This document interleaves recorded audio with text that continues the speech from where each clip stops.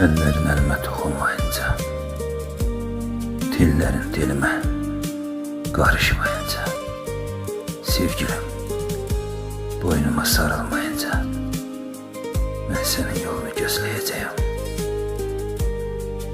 Geçen günlerimiz ötse de heder, gözlerim yoldadır.